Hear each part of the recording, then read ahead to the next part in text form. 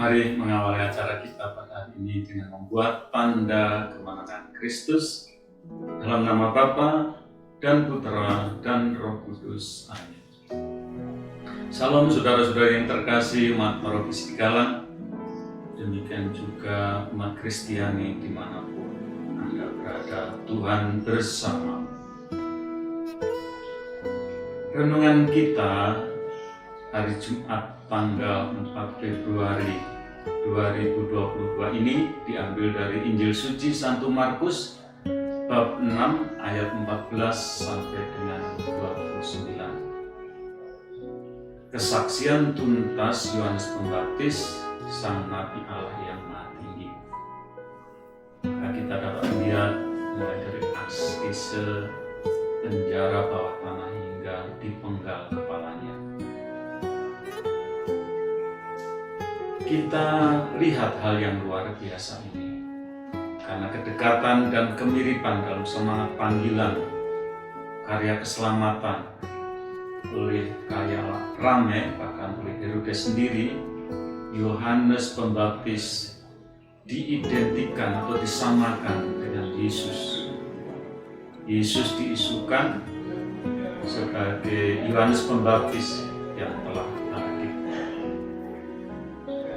Sejarah hidup Yohanes Pembaptis memang unik sekali, rumit. Ia dikandung ketika ibunya sudah lansia. Di dalam rahimnya ia melonjak-lonjak ketika berjumpa bayi Yesus dalam kandungan Maria ketika Maria mengunjungi Elisabet sanaknya.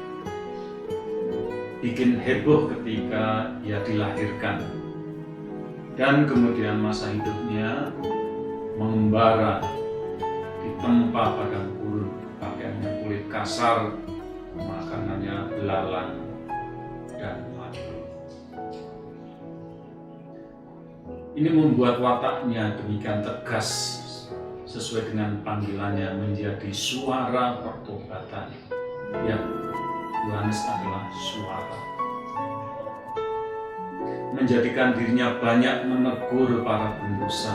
Tegurannya tidak pandang bulu, termasuk kepada raja dan permaisuri Herodes. Akibatnya ia dimasukkan dalam penjara bawah tanah. Banyak menderita. Penjara tempat Yohanes ditahan terletak di Magirius, di pantai timur Laut Mati. Raja Herodes yang dimaksudkan di sini tentunya adalah Herodes Antipas, putra Herodes Agung dan raja seperempat wilayah Galilea dan Tiberia. Herodes serta Herodias dan anak perempuannya rupanya diliputi ketakutan serta rasa bersalah, maka terobsesi dan akhirnya salah duga bahwa Yesus dikatakan sebagai reinkarnasi dari Yohanes Pembaptis yang telah dipancungnya itu. Herodes sebenarnya sangat menghormati Yohanes Pembaptis, bagaimana nantinya juga terhadap Yesus ketika dibawa ke hadapannya Yesus. Namun jiwa Herodes rapuh dan gampang terbuang-ambing. Buktinya, ketika anak perempuan Herodias meminta kepala Yohanes setelah tariannya itu, Herodes merasa sedih.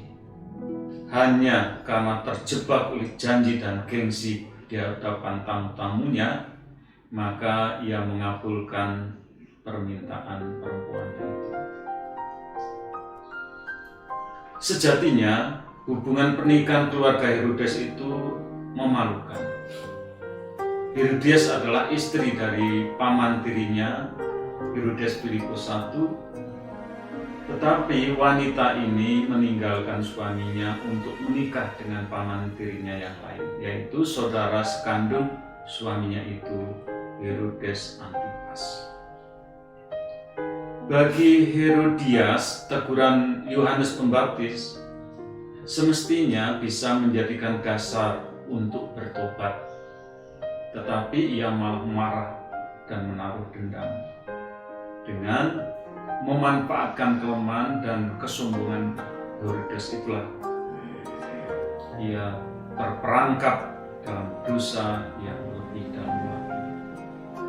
Memang kekuasaan dan harta bisa membuat orang takabur, lalu mudah jatuh dalam dosa yang berat itu. Anak perempuan Herodias yang dimaksudkan tentu adalah Salome, putri Herodias dari pernikahannya sebelumnya.